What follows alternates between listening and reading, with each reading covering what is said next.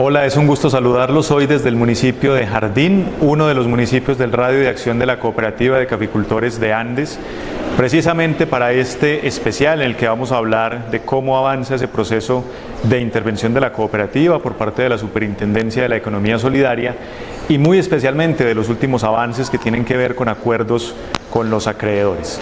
Para conocer en detalle este tema, invitamos al agente interventor de la cooperativa, Alejandro Rebollo Rueda, con quien vamos a tener un diálogo sobre las características, las condiciones de estos acuerdos. Alejandro, bienvenido. Hola Víctor, muy buenas tardes. Es un gusto, como siempre, compartir con usted y hablar de buenas noticias, esas que se han ido consolidando para los asociados de la cooperativa de caficultores de Andes.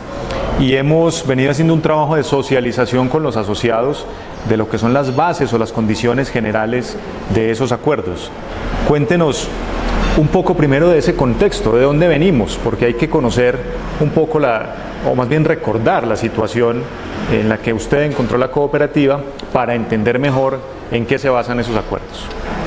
Mire, evidentemente creo que para poder entender lo que son la base de los acuerdos que estamos alcanzando con los acreedores, es absolutamente indispensable recordar la situación en la que se encontró la cooperativa en el momento de la intervención. Eso derivó fundamentalmente esa situación del no haberse revelado en los estados financieros de la cooperativa lo que había sido el ejercicio del año 2018, en el cual la cooperativa, olvidando yo creo la naturaleza que la debe inspirar, pretendió convertirse en un gran comercializador y exportador de café, para lo cual, por un lado, utilizó ingentes recursos en compra de unos volúmenes enormes de café, pero por el otro lado, además, utilizó su estructura no especializada en el mercado de futuros para realizar operaciones meramente especulativas. Eso fue lo que generó unas pérdidas de aproximadamente 88.000 millones de pesos, que recordemos no fueron revelados en esos estados financieros y que cuando vinieron a ser descubiertos obligaron a la intervención. Y por el otro lado encontramos una cooperativa absolutamente sobreendeudada, en donde ella había adquirido obligaciones de crédito con bancos nacionales, con entidades cooperativas financieras y con financiadores del exterior a los que se les comprometió a deber una suma superior a los 170.000 millones de pesos. Entonces, esa era la realidad, o esa es la realidad que hoy hemos tenido que abarcar con esos acreedores. Por un lado, unas pérdidas acumuladas por esas operaciones de especulación, sobre las cuales además se pagaron una suma, a mi modo de ver, absurda en comisiones de quien era el intermediario, una suma aproximada a los 3 millones de dólares, que sumado a las pérdidas pues arrojó la cifra que le digo, y por el otro lado un sobreendeudamiento absolutamente inverosímil, si puedo llamarlo así, porque evidentemente el más mínimo análisis juicioso de crédito daba a entender que la cooperativa no soportaba este endeudamiento. 170.000 millones de pesos en deudas, cifras redondas. Y la pregunta es, ¿cuánto es el patrimonio de la cooperativa? Pues hombre, producto de esto que le estoy comentando, se llegó a que el patrimonio se volteara. Es decir, de un patrimonio que era positivo por el nivel de sus pasivos, de sus activos versus sus pasivos, se llegó, al revelarse estas pérdidas y contabilizarse el total del pasivo, a que el patrimonio pasase a ser negativo, en menos 17.000 millones de pesos. Obviamente esto es lo que hace que la cooperativa quede en una causal de intervención, un patrimonio negativo que además lo que hace es afectar fundamentalmente los aportes sociales, que es una de las cuentas del patrimonio. Es decir, lo habitual en muchos casos cuando una persona o una entidad tiene dificultades financieras es acudir a vender algunos de esos activos para cubrir esas deudas. Pero visto así se vendiera todo lo que tiene la cooperativa, no se alcanzan a cubrir las deudas. Así es, así es. Así es decir, ni aún vendiendo la totalidad de los activos, que hoy los tenemos registrados contablemente en una cifra que puede estar cercana a los 150.000 millones de pesos aproximadamente, pues evidentemente habría un faltante de 20.000 millones de pesos para cubrir la totalidad del pasivo. Esto solamente desde el punto de vista cuantitativo, ¿no, Víctor? Porque lo otro es el efecto cualitativo que tendría una liquidación para la misma industria, para sus asociados y en general para todos los colaboradores y terceros que de una u otra manera pues viven o dependen de la cooperativa.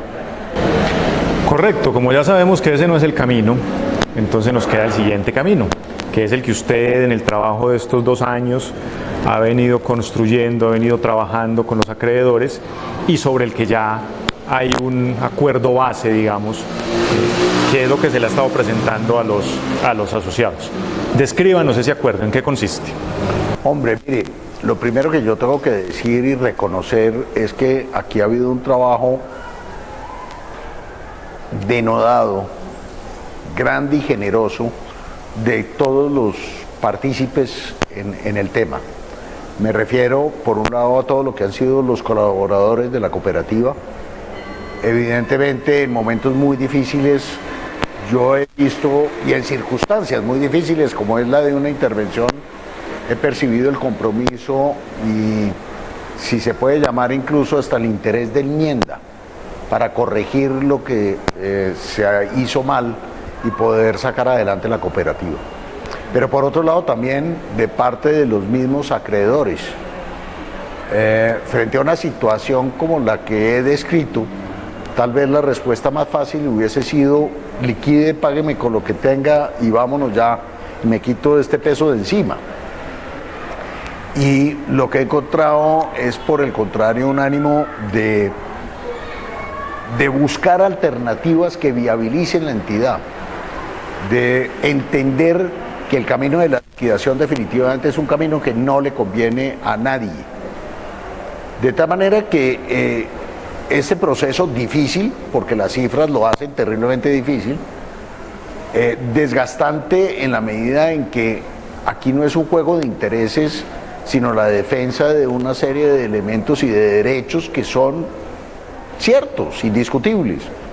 Yo he insistido en que el banquero no defiende el pago de los créditos que se les debe simplemente porque sí, porque es que es un ambicioso. No, hombre, lo defiende porque esos créditos se hacen con el recurso que se capta del público, es decir, con el dinero de los colombianos que ponen en sus cuentas, y por eso él tiene la obligación de cobrar. Por el otro lado, pues está el interés que le comentaba, y más que el interés, la conciencia sobre la importancia que esta cooperativa tiene, en primer lugar para sus asociados, para esta región, para el suroeste antioqueño, y en general para toda la industria. Y por supuesto no puedo dejar de mencionar lo que ha sido la posición y la actitud de la Federación Nacional de Cafeteros, que, consciente de estas circunstancias, y no obstante haber sido también parte de las víctimas de todo lo que sucedió en el pasado, pues ha puesto un apoyo que ha sido fundamental. Sobre estas bases, Víctor, pues se ha construido, yo diría que el mejor de los acuerdos que eran posible. No será perfecto, por supuesto que no es. Uno hubiese querido mucho más, claro que sí, pero no tengo dudas de que es el mejor, y que trata de balancear, de sopesar eso que le he dicho que son los derechos de cada uno de los actores acá. De tal manera que ha sido un proceso difícil, complejo, pero muy aleccionador, de construcción colectiva de una alternativa en la que le apostamos a que, con el esfuerzo y con la dedicación tanto de la cooperativa como del gremio, como fundamentalmente de los asociados, se logre salir adelante para que esta cooperativa se proyecte nuevamente en donde jamás ha debido dejar de estar. De tal manera que esa es, digamos, la esencia de la construcción de este acuerdo, que tendremos que llevar obviamente a las instancias decisorias. Ahora sí a lo fundamental, ¿cómo se van a pagar esos 160.000 millones de pesos, o qué de eso se va a pagar en qué momento? A ver, mire, el acuerdo está fundamentado en un análisis que el equipo de la intervención elaboró, muy serio y muy técnico desde el punto de vista de mercado y financiero, para poder proyectar hacia el futuro dentro de un esquema obviamente sensato y aterrizado a la realidad, cuáles son los volúmenes de café que realmente podría, dentro de un manejo, vuelvo e insisto, sopesado, serio, técnico, puede llegar a tener.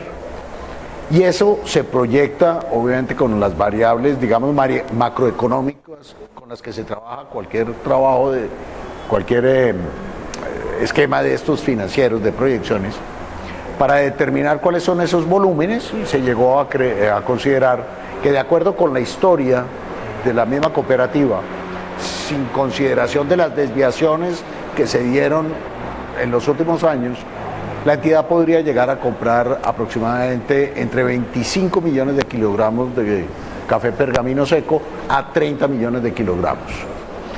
Hecho eso, se hacen las proyecciones y se busca ver cómo esa entidad puede operar de manera más eficiente para generar los márgenes necesarios para pagar el endeudamiento.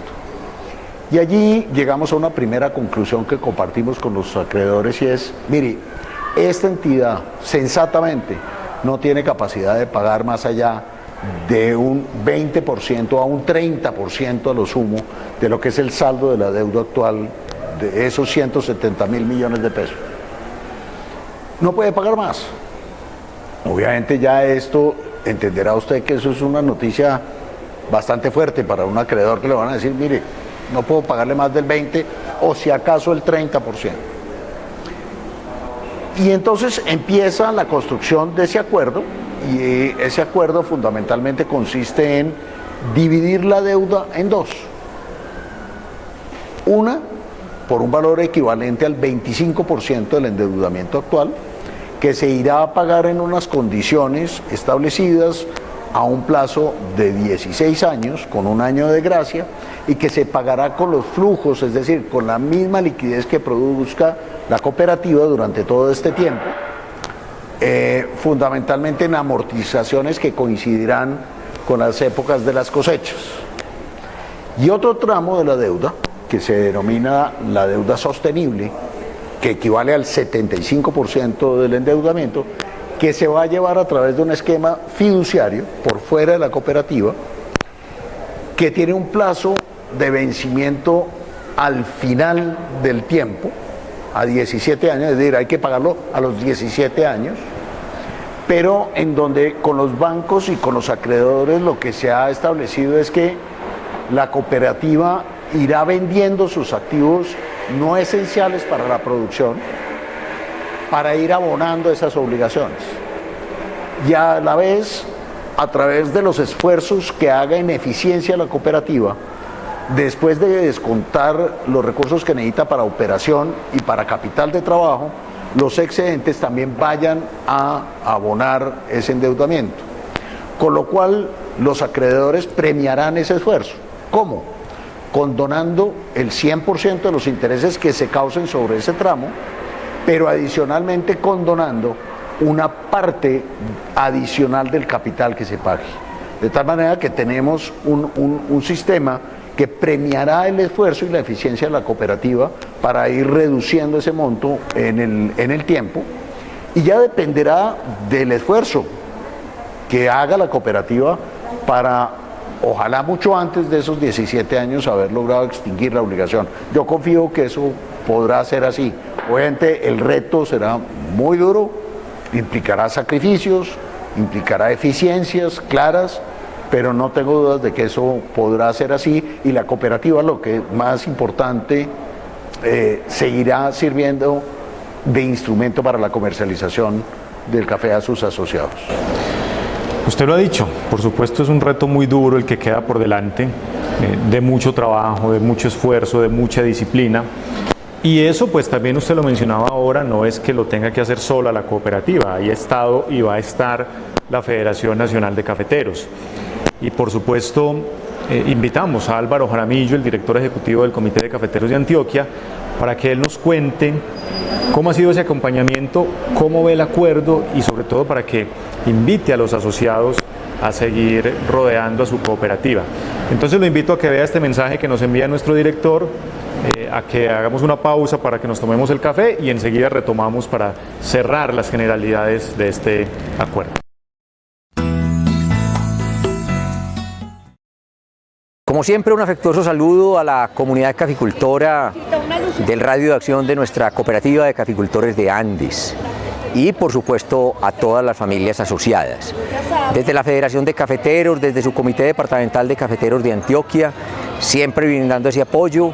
Estamos respaldando plenamente al doctor Alejandro Rebollo, pero respaldando al doctor Alejandro Rebollo estamos respaldando a las más de 3.800 familias caficultoras asociadas para salir adelante con el acuerdo de reestructuración, con ese acuerdo que se quiere firmar con los acreedores para sacar la cooperativa adelante, para recuperar lo que más nos interesa, que son los aportes de las familias asociadas y poder continuar con la cooperativa por 60 años más, como ha acabado de cumplir con un gran trabajo. Entonces, por eso mantenemos las líneas de crédito, la que llamamos las líneas de financiamiento para compra de café, para compras de fertilizantes, y también queremos perfeccionar instrumentos como los de ventas a futuro para que los caficultores que sigan vendiendo a futuro, que es un gran instrumento, tengan una venta a futuro con lo que llamamos con precio piso, que siempre que el café suba, ellos también ganen en la subida del café. Eso se logra comprando un seguro y por eso lo vamos a perfeccionar y muy próximamente les estaremos diciendo cómo lo podemos hacer, y tal vez una buena noticia sería que parte de ese seguro se pueda pagar con el Fondo de Estabilización de Precios, que es otro fondo creado para los caficultores y ayudarles entonces en esas ventas tan necesarias. Es un instrumento vital y lo vamos a fortalecer. Igualmente que sea este pues el momento para invitar a los asociados a respaldar a la cooperativa como siempre lo han hecho. Y lo digo con el conocimiento de causa. Miren, en estos casi 2 años de dificultades de la cooperativa, ustedes han estado fieles a venderle a ella y por eso creemos firmemente en la esperanza de sacarla adelante. Y para sacarla adelante es fundamental que ustedes la sigan apoyando y sigan siendo fieles. Entonces la invitación es a venderle su café a la cooperativa. Solamente de esa manera podemos blindar el acuerdo con los acreedores, porque en la medida que la cooperativa pueda ejercer las compras, podrá cumplirle a los acreedores en los compromisos que ha establecido. Por lo tanto, esa invitación reiterada a rodear a su cooperativa, porque son ustedes los que la van a sacar adelante. Simplemente el agente interventor y todos los demás somos un medio, pero ustedes son el fin y la estructura del acuerdo.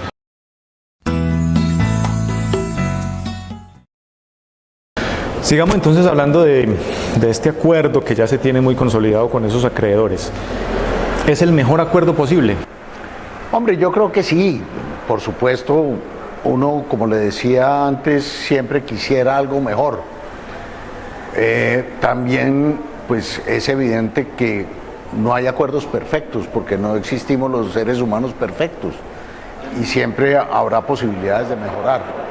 Pero dadas las complejidades que ya le he expuesto, no tengo la más mínima duda que este es un buen acuerdo, es un buen acuerdo para todos, para los acreedores, para la cooperativa, para los asociados y para la institucionalidad cafetera.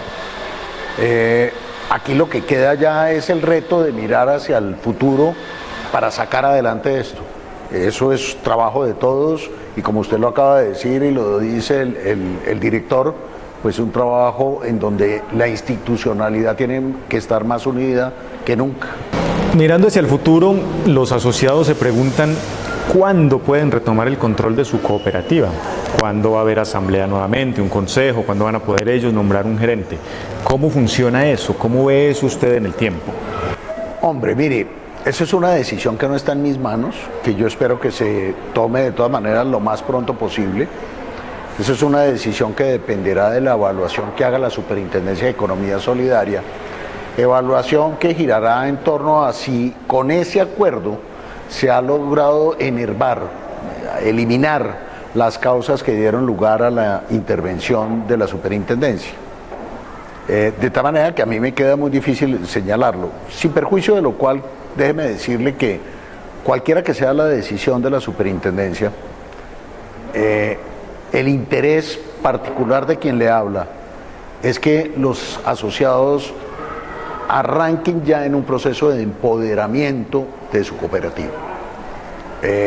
Hay unas etapas que requerían una actuación de quien es el agente especial y por eso la ley lo establece así, pero ya en la implementación y desarrollo de ese acuerdo, pues yo creo que es fundamental que se haga ese empoderamiento sobre unas bases claras. ¿Cuáles son las bases?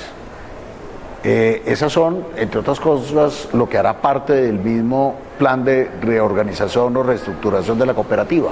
Y es una reforma a fondo de los estatutos para crear esquemas de gobierno corporativo que generen eso que yo llamo los controles cruzados, que eviten los poderes absolutos dentro de una entidad y que haya controles entre los diferentes actores, pero que además implemente un esquema de gobierno donde pueda haber personas independientes que participen de la dirección de la cooperativa, con sus luces, con su experiencia, donde la institucionalidad cafetera esté presente permanentemente, no solamente como vigilante de los acuerdos y del cumplimiento de ellos, sino también del cumplimiento de los deberes mismos de la cooperativa frente a la institucionalidad cafetera.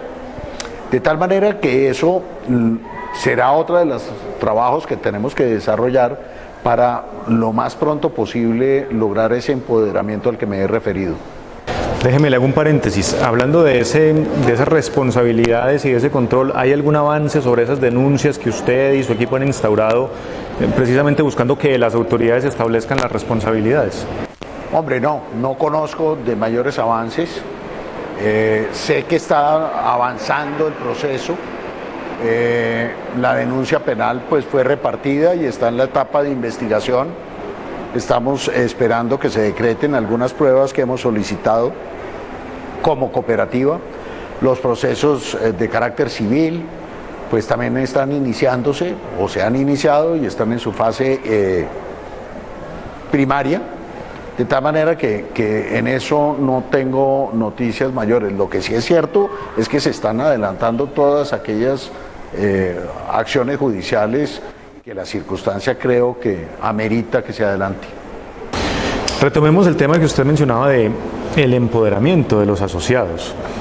Y ese empoderamiento, por supuesto, para que en algún momento retomen el control de la cooperativa, pero antes de eso también implica su responsabilidad, su apoyo, el uso de los servicios, el cumplimiento de los compromisos.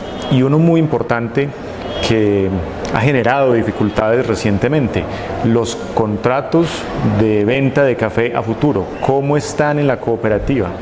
Mire, ese es un tema que le tengo que confesar, me desvela un tanto y me genera una preocupación enorme. Y lo he dicho en esas reuniones de socialización de los acuerdos, porque cualquier esfuerzo que hagamos acaba siendo absolutamente nulo si los asociados no están comprometidos con su cooperativa. ¿Y qué es estar comprometidos? Es cumplir con sus obligaciones, vender su café a su cooperativa y estar atentos y vigilantes a la buena marcha de la misma. Evidentemente esto toca con el tema del cumplimiento de futuros. Aquí, Víctor, hay dos elementos que yo he señalado que son fundamentales para ser considerados.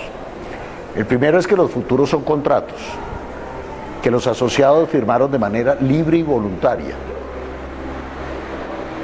y que por lo tanto les son obligatorios. Pero es una obligación que no puede quedarse en el tema legal. Es que tiene que trascender a un tema ético, que es entre otras la que ha caracterizado la caficultura en Colombia. El caficultor en Colombia y más en Antioquia ha tenido una característica esencial y es que cumple con la palabra que empeña. más allá de la existencia de contratos o esquemas regulatorios o lo que usted quiera, es que la palabra empeñada se cumple, y eso es un legado que Antioquia le ha dado al país en la historia. De tal manera que ese activo de la caficultura nacional no se puede perder. Por otro lado, si lo miro desde el punto de vista de la cooperativa como tal, es evidente que nosotros no podemos desconocer la existencia de hechos que son objetivos y que deben ser manejados con prudencia, pero con reconocimiento de esos hechos. Y me refiero particularmente a lo que ha sucedido en el suroeste antioqueño, donde las circunstancias climatológicas han disminuido el volumen de las cosechas y por otro lado ha habido un aumento en el costo de producción del café.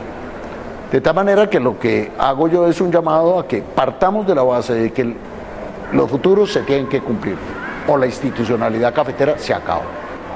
Y continuemos con la obligación de nuestra parte de entrar a mirar cada caso en particular para que donde veamos que en efecto existen esas circunstancias podamos otorgar alternativas de solución que sean satisfactorias para todos. Yo quiero insistir en algo porque es que a veces pasa muy de largo el tema, pero eso, usted decía, bueno, el acuerdo que tenemos es pagar el 25% a 16 años con un año de periodo de gracia, pero pagar ese 25% le implica a la cooperativa un esfuerzo económico gigante.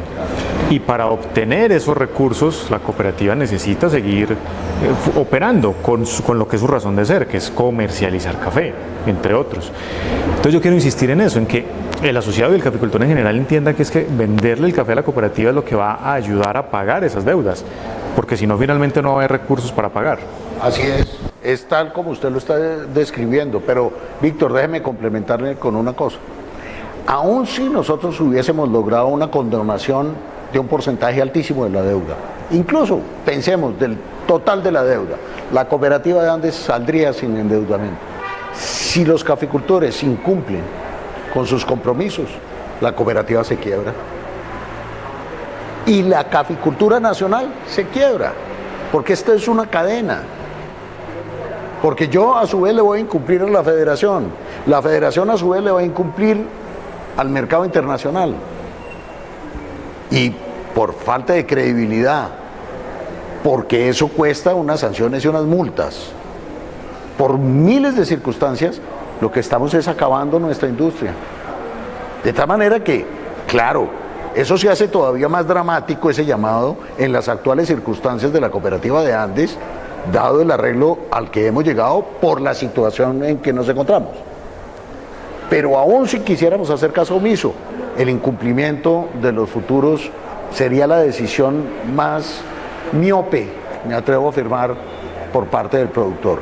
Miremos cada caso en particular, busquemos de consenso soluciones, pero sobre la base de que los compromisos se cumplen. Siempre que me lo encuentro le hago la misma pregunta y se ríe porque ya sabe para dónde voy. Viendo la complejidad de esta situación, de la cooperativa, de los acuerdos, ¿vale la pena seguirle apostando a la recuperación de la cooperativa?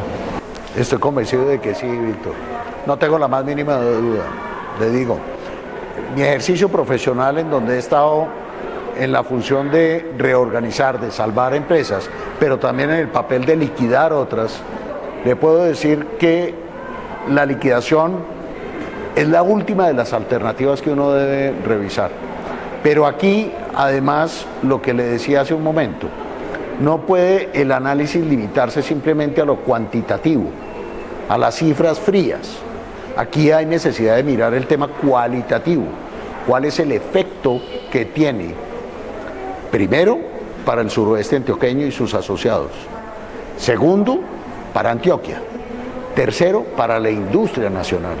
Y en cuarto lugar, para la institucionalidad cafetera. Y cuando usted hace ese análisis sobre bases cualitativas, usted llega a la conclusión sin titubeos de que se justifica el esfuerzo, que se justifica tratar de hacer esto.